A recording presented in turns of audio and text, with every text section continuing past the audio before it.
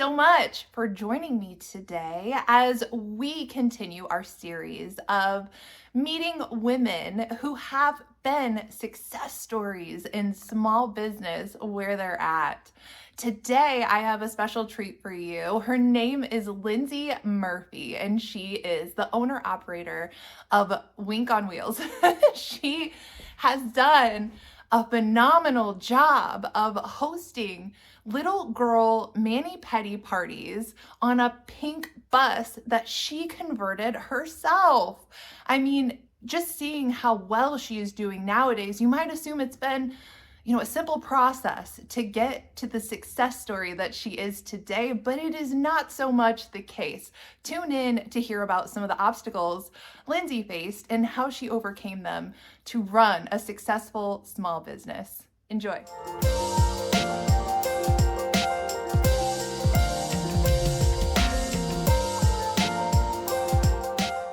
Are you eyeing my festive headband? I don't blame you. Go get your own at Voila Macaroons here in Peoria on University Street. She has tasty treats and all sorts of goodies in shop. You're not going to want to miss perusing her selection. All right, you guys, welcome to my third episode of Meet Me Where You Are. Today, I am so excited to introduce you to our guest, Lindsey Murphy. Hello. She is the owner of a really cool business locally called Wink on Wheels. And I found her on the internet looking for a cute birthday idea for my daughter, Nevada, who's turning 7. And I was like, what are we going to do? It's the dead of winter. We've had all the inside parties. I need a new option. And it's this cute little pink bus where girls can get manis and pedis. And I have some questions for Lindsey about how did all of this come to be? I'm fascinated. This is our first time meeting. So welcome to the conversation, everyone. Lindsey, thank you for being here. Yes, thank you for inviting me. Yes, I'm so glad you said yes and that you're here today. Can you tell me just a little bit about your background information and a wife and a mother or Well, back before, so I've been doing the bus about 5 years, That's off and awesome. on. And when I first started, so I have a daughter that's 9 now. So at the time, I believe she was 4 or 5. And I was working full-time in human resources, going to school for human resource management. Okay. And also working 2 other side jobs. So I've always worked multiple jobs at once. I'm a single mom of 2, so I'm not married. But, okay. So I have a son too that's 16. So it was kind of, back then at the beginning was, a struggle trying to keep afloat and working constantly. And my daughter is kind of the one that inspired me to do this because she was always in my stuff and makeup and nails. Yeah. Oh. And so one of my side jobs, I was doing eyelash extensions at night. Your eyelashes look phenomenal too. Thanks. That makes sense. And so, my friends' kids too, they're always over, little girls, and my daughter's birthday's in the summer, and so it's always super hot, too hot to do stuff outside. Right, I have the opposite problem. Yeah. So you're like, what are we gonna do? There's nothing to do. Only so many indoor facilities, in Peoria where you're like, oh, and it's like elevator, and it's the same stuff over and over. And so, she just was so girly that I was like, what can we do for little girls? And, eyelash stuff, she was always in my stuff. And, yes. And honestly, I saw one day that, there was a baby blue RV, old vintage. I think it was a 1976, Chevy Barth is what it was. And the owner of Corbo's was selling it. Wow. And I think I saw another mobile, boutique come about at around the same time. And I was like, that is really cool. And I'm like, what could we do for little girls? For her, mainly it was just I want to do something for her and her friends, for her birthdays. Never thought I'd be where I'm at with it. I actually bought the paint before I even went to go look at it. I literally had a dream, I'm painting this thing pink, Barbie, went and bought a big thing, a gallon of paint, and I was like, I don't care if I get it or not. I'll find something else. And I went and saw it, fell in love with it. I literally started painting it that day when I got it home. And I was like, I'm doing this. And then it took a full year to get it running.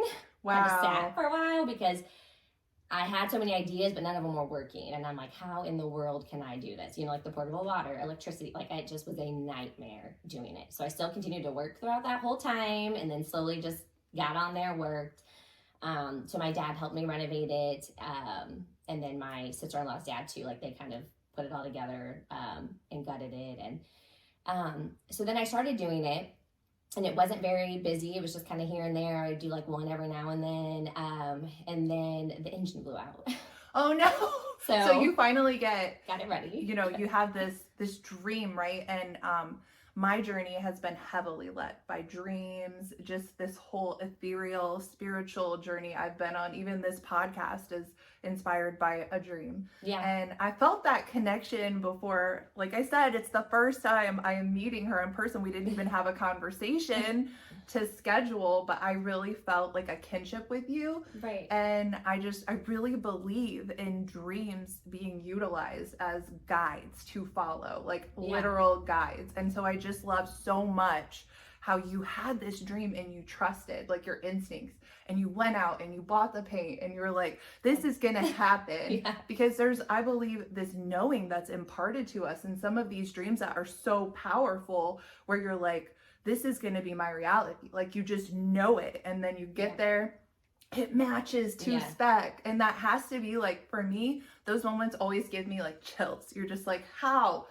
This is so cool. And it just amps you up even more for like life and the process. And now you're like, I'm really into this thing. We're going to get it going. But then here comes the waiting. I see this pattern in so many different women I talk to, especially in bringing their dreams to reality, that you have the vision, the dream, you bring it to fruition, and then only to get that obstacle like almost immediately thrown in your way. This seems to be a pattern, and I like to normalize this aspect so people know, you know, and see on the other side how you pushed back to bring this, you know, to Peoria, this unique service that all of these little girls are making their dreams come true through Wink on Wheels. And that is just so special to me. So after you overcame that whole year of waiting, I mean, what was it like in the year of waiting for you? Was it like, is this going to happen? Is this not going to happen? Were you going back and forth? Were you? Yeah, because it wasn't, it kind of more was like a hobby in my mind. Like I didn't think I was going to do what I'm now. Like I really didn't know what I wanted to do. I just was like, this is cute. It's going to be fun. I didn't care if it was busy or, you know, I just wanted something on the side, and, you know, people think it was cool, and, oh, like the girls could play on it when they came over. I never really thought that pushing it forward, like to be a full-time business, like I just wasn't in that mindset yet. But then like later on I started, you know, and then that broke down, I bought a new bus. Oh, so you had a second This is bus. my second one. Oh, okay, wow. So, and then I think after that year, or it might have been that second year, you know, COVID hit, all that stuff hit, so I wasn't doing it. So again, I wasn't busy. I stopped anyways. Right. And then when COVID stopped, someone else actually had mentioned, when they heard that I was down and not doing it, they were like talking about doing it, and I was like, no. Oh, absolutely. No, we and cannot. So, literally that week, I was like, I'm getting a bus again. I'm starting this back up, you know. And then I was like, I know you can't, because like that was my idea, and like I did, you know. I was like, no, you're not taking this. And then in my brain, I was like, clearly this is a popular thing. It's gotta be. Like someone else wants to do, you know. I was I know. So I think I bought a bus like that week off of my friend Candace. I bought hers, and I was love that so much. Yeah, and that week I had it painted. I was like, we're in the paint. And me and my friends spent like 3 days straight, all day, all night out there painting that thing ourselves. Because I was like, this has to be up and running now. I love that. And I feel like when you really do go for your dreams, a lot of people think they're going to be on that path alone, right? Like you feel like it's just me going through, you know, the drudge and the sludge of like getting all of this up and running. But the thing that is always so surprising to find is look at your friends that step up, right? And that's been a lot in my story too. Like you're just like being brave with a new concept or a new idea, and just stepping out there, and you're kind of like, is anybody gonna help? Like, I hope they help. I know. So, that was the hardest part, is finding help, because mechanic issues, like, that's still an issue today. Like, it is so stressful, and it made me sometimes just think, I'm not gonna do this. This is too much. It's not gonna work. And Right. But I'm still doing it. But the thing that makes you such a success story is that you saw the obstacles, you spotted them optically, and then you were like, look, I'm going to turn this around. I'm going to work hard. I'm going to make this vision a reality, and I'm not going to let anything get in my way. So your perseverance has paid off with a booming business, right? Yes. How are things going with Wink on Wheels? Well, so that when I opened the new bus, it just was a hit, and then I think it was more exciting because everybody had already seen the old one, you know, and it was old, it was outdated, like it just wasn't. And this one I had new ideas already and was like, we're doing things differently this time. And so, you know, there's more space, a different layout. I changed up the packages, ideas, and I mean, it's full time. I quit my HR job. So wow. 11 years I've been in HR, and I just up and quit and was like, congratulations. I'm not doing it anymore. Like that is huge, right? Yeah. Like you literally are the definition of someone who took their side hustle, right? Yeah. And made it like your mainstream income. And now you're just... Everybody freaked. My parents, they're like, you just quit your job? Yeah. I was like, I'm going to do this. It is. I have a ton of people booked. I was like, I just see this going forward. So I'm tired of the 8 to 5.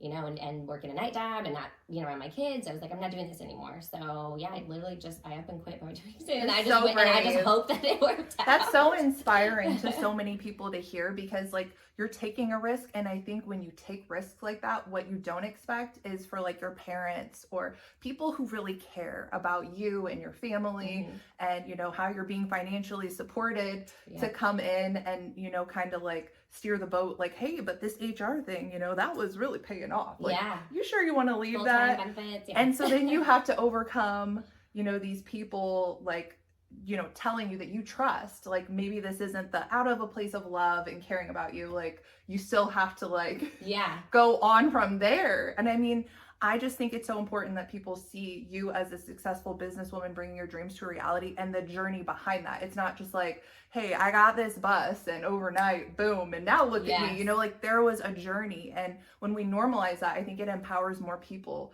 you know, to take life and be like, no, I have this vision, and no matter what comes at me, I'm going to fight for it until I get to the other side. And you are living proof of being on the other side of your dreams and actually living them out. And that's where, I mean, we do about 6 parties a weekend.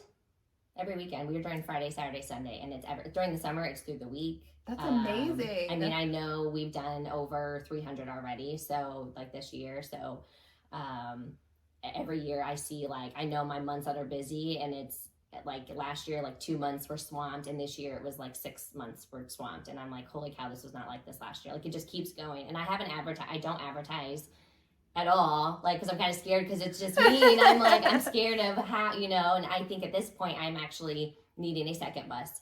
And I have like a right hand good friend of mine, Alyssa Smith, and she literally is like, you know, mini me. So if I can't do it, or I'm traveling, or I, you know, doing something, she runs it for me. So that's amazing. If it wasn't for her, I'd probably be screwed, because it's just me. And I'm like, I don't have anybody that can drive the bus. I can paint nails. Like, you got to have both. And it's very odd to find a female that can drive a bus and paint nails. I never thought about that. Like, it's hard. Yeah, like that multifaceted combination's got to be a rarity. And I had to learn how to drive a bus, and I feel like I drive it great now. But that's awesome. It was scary at first, and I'm like, I'm scared to have a bus. But yeah, and it's all word of mouth. It's been all word of mouth. Journal Star contacted me one year out of the blue, and I was like, how did you even hear about me? I was doing a daddy-daughter event I love that I set up, and this lady was like, literally the night before, she'd asked, and I'm not even gonna lie, I was out drinking, and I was like, tomorrow morning. And it was like super early, and she was like, we're showing up, and I was like, oh no. I'm like, you're like, talk about bad timing. I literally was hungover. I'm like, oh, and it was freezing. It was January, it was snowing, and I feel like I looked horrible, and I was like, and it was like on the spot live questions, and I'm like, this is not gonna go. I'm like trying in my head, like, not to be dizzy and want to puke at the same time, and I'm like, this is the worst timing to interview me, like, and I was like, oh, it was the worst. But I mean, I guess it turned out good. Everybody was like, no, it's fine, you can't tell. Like, my hair was probably still curled from the night before. I was like, whatever, I'm just gonna go with it. And so that was all over the news. That's awesome. And then it just kept growing. And then when I got the new bus, they contacted me again. They're like, we want to. And I'm like, how do you guys even know what I'm doing? Who tells you? Are you following me? Like, so I don't put it out there. So I mean, it's literally just been word of mouth, and I just hear that you song found playing. me somehow, Yes, so. like I always feel like somebody's watching me. Like, that's how I feel every day. I feel like. You're like driving the bus, like it's like this big pink bus. Like I don't know how people know me. Yeah, I go out places locally now, and they're like, "You're that girl that owns the pink bus," and I'm like, "I am." Like, how do you know that? Because usually my Wink on Wheels page, I left my name off of it and like my picture. Just to separate it from my personal life, because if anything's going south in my personal life, I don't want you to know that that's mine. So I'm like, smart business. Yeah, and it's like people still know. I'm like, how do you know that I'm the one with the bus? Like, where do you see a picture of me and my bus together? It's very rare. You don't. Like I didn't know what you even looked like before you came to that interview today. Like I was like, I can't even find a photo. But it's good to hear that's intentional. And on that note, do you have any advice to anyone out there that, maybe had this dream and they've written it off because they're like, oh, like, I just can't give up my full-time gig. I can't, dedicate the resources to this. I don't have the faith in myself, to like bring this to a reality. What would you say to someone right now that, has this passion, this desire, this motivation, but really just is feeling stuck in like how to take the next step? I would say like 100%, just go with it. You need to just go with it. I love that. I feel like I'm living proof of, struggling, and working so much and scared to, not have that income. And I feel like I have proven that it has worked. And I have friends still like in the same boat. And I'm like, I lecture them all the time. Like, I don't even want to hear you complain. Just shut up and do it. Because it'll work. It'll be fine. It's going to be hard. It's going to be stressful. I don't know how many times I've cried over the situation because of it and freaked out, stressed out, but it's going to work. Regardless, it's all about putting, your effort into it. Like if you're going to do it, like you've got to be fully committed and you've got to, have a plan and push it through. Like you can't just sit there and procrastinate. Oh, I don't know. Or, but I don't think it can't be done at all. It can be done. It's just your mindset. 100%. And I'm all about talking about perspective. Like, how are you viewing the situation? And if you have doubt that you can achieve something, it all starts there. Right? Like in believing in yourself and that you're a capable person and that you're worthy and that you matter and that you're feeling this spark or this whatever you want to call it, this spiritual like prompting to bring something into reality where other people can benefit. When you don't act on that, like we as a society, we need you to follow through on your dreams. The little girls needed her to follow through on Wink on Wheels. So tell us, where can we find you? Wink on Wheels is where I found you, through your website, but how would you prefer to be contacted if someone's looking for a party? Usually my social media, so on Instagram and Facebook, it's Wink on Wheels on both. So that's the main two things I use. And then I just started the app. So I don't know if you booked on that. No, I booked online. So it's good to know you have an app too. Yeah, so I just started that too. I keep slowly growing and adding stuff. So I keep sharing the link on both. Like every week I'll kind of share it again just so people have access to it if they can't find it. And so that and my phone number's on there. So a lot of people text me or call me if they have questions.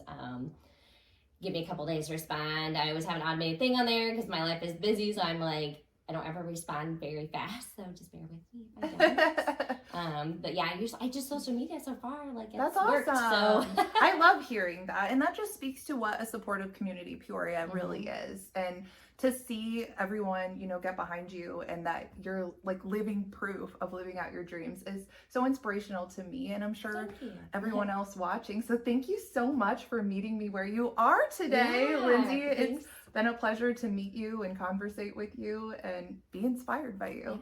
This was fun. Good. Do you have a special event coming up and you're tired of ordering cupcakes?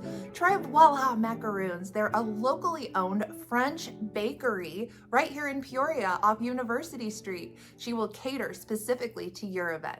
If you'd like to meet me where you are and be a guest on my podcast, please go to my website, MacKenzieKNelson.com. There's a form on there that is very user-friendly. Just submit your info and we'll look forward to being in touch very soon.